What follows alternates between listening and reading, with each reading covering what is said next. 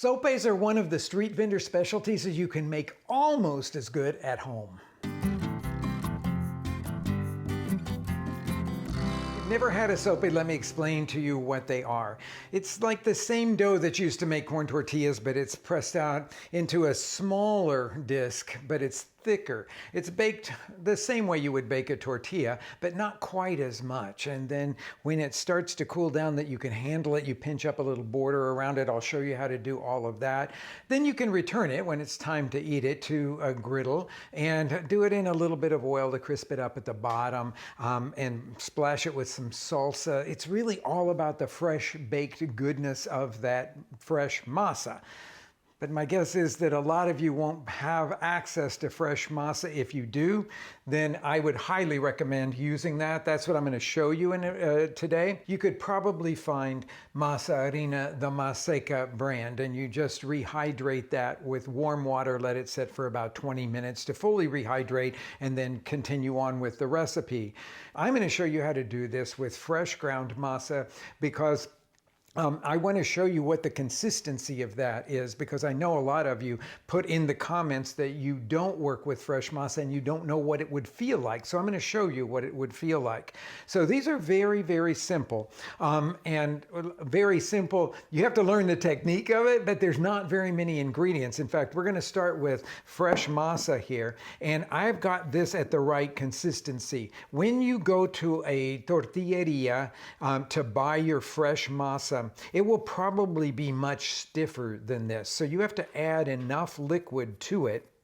And when I say liquid, it's just water to make it very soft and pliable. It's way softer than, say, Play-Doh or something like that. And it will be tacky, but not sticky. That's what you really want to get it to. So you can see that it's kind of tacky and it sort of sticks a little bit to my fingers, but it's not sticky where you could really see it sticking to that. Now, I want to add to that about half a teaspoon of salt. My masa covered hands make this a little bit harder to do. So I'm going to sprinkle that evenly over the top of this and then work it in a little bit.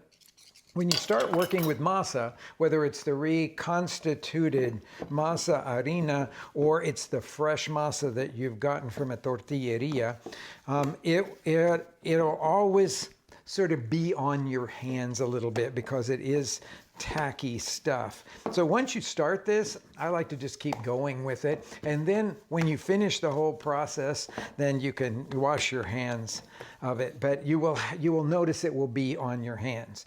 So I want to make this into 8 pieces. So I'm just going to roll it out so that I can evenly divide it into about half there, and then this into half again, and then those are not exactly even, those ones on the end like that. So I'm going to take just a touch and put it over here. So we've got that, and then let's roll this, see if we can be a little bit more even with these guys. So this stuff is just really easy to work with. There's no proteins in it, no gluten in it, so it's not going to spring back like a pie crust might if you did this, or a bread dough if you did this. But I like to form them into balls.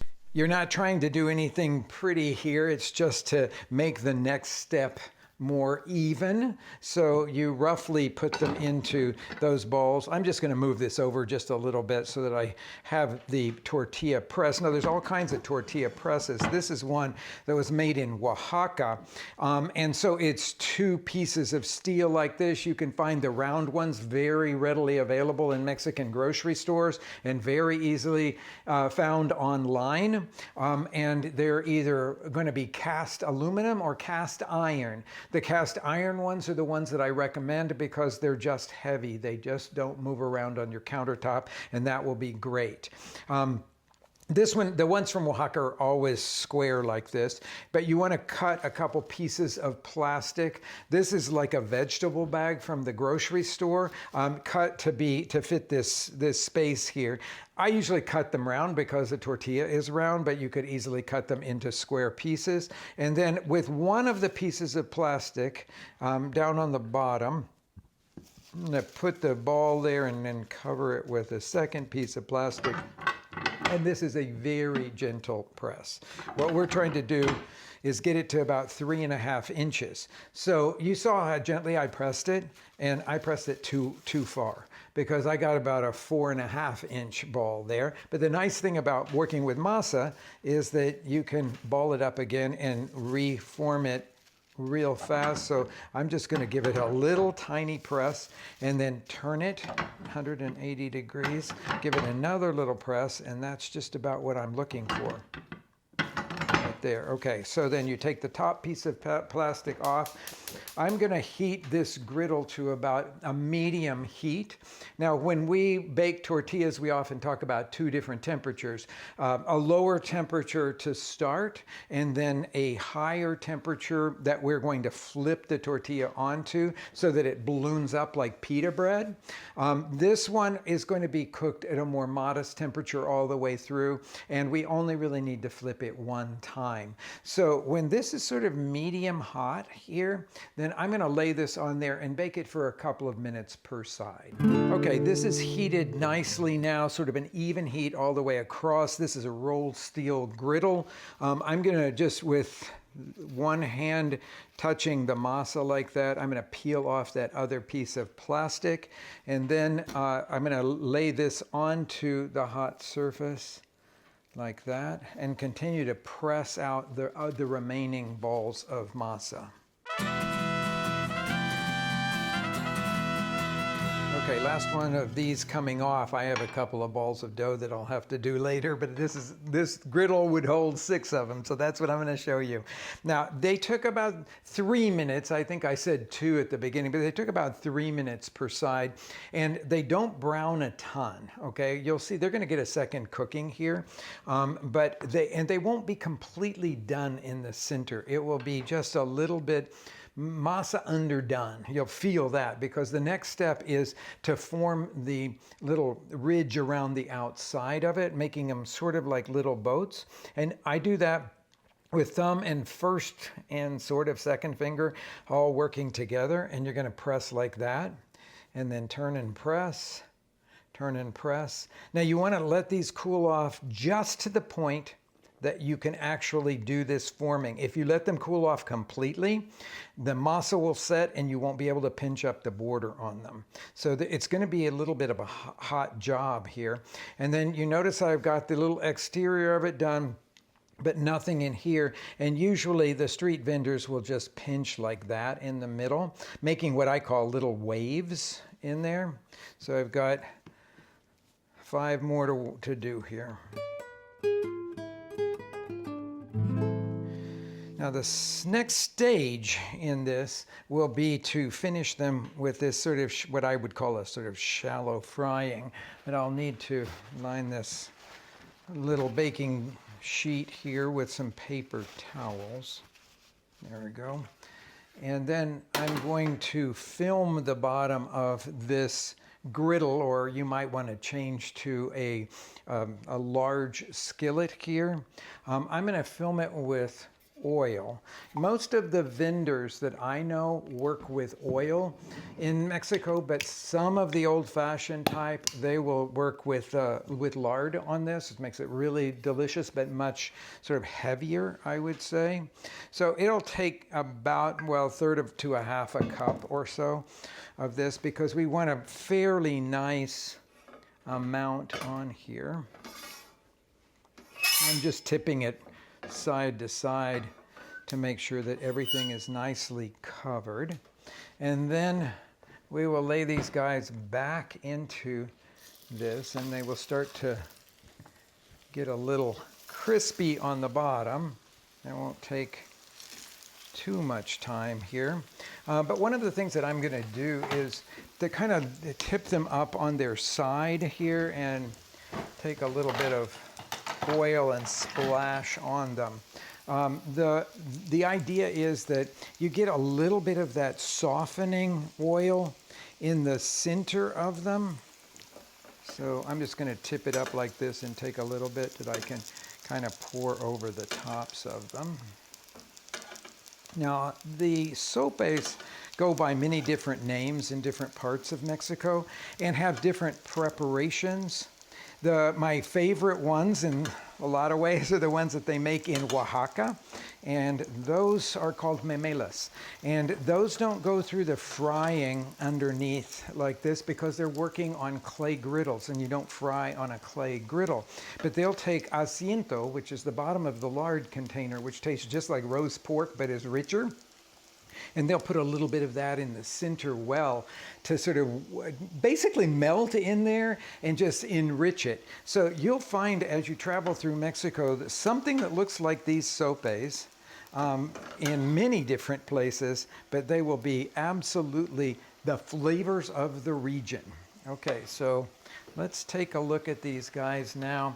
I'm going to sort of flip them a little bit, and now that I've gotten enough of the oil in the center, I'm going to take a look at the bottoms of them and see once we start to get some browning going on there, a little bit of browning there.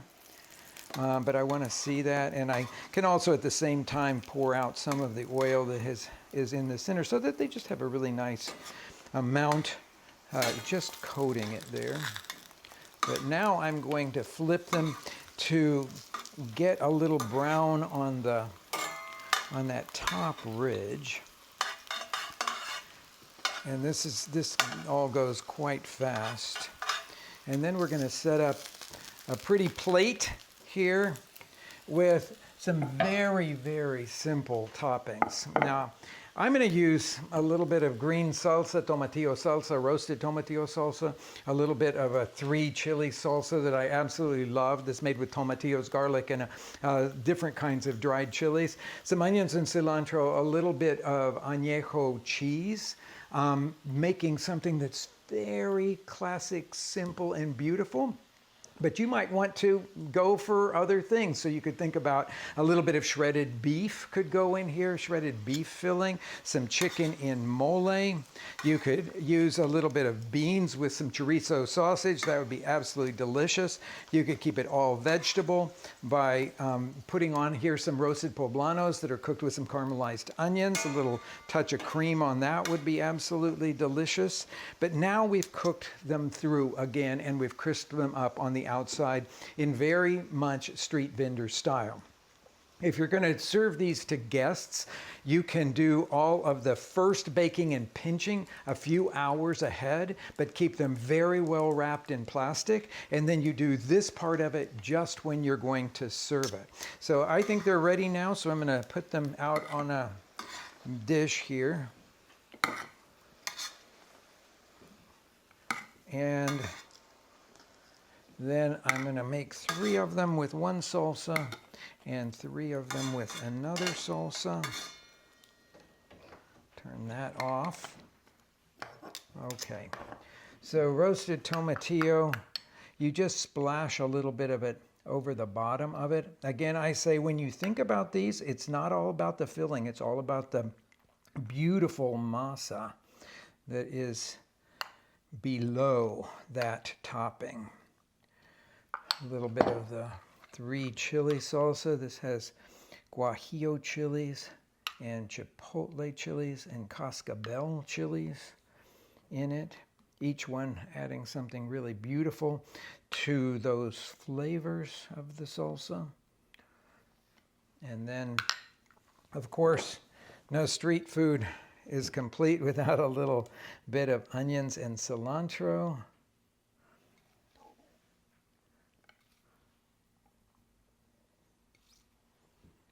And then what I really like to do here is the sprinkling of the añejo cheese, which is sort of like Mexico's equivalent of a Parmesan or Romano cheese.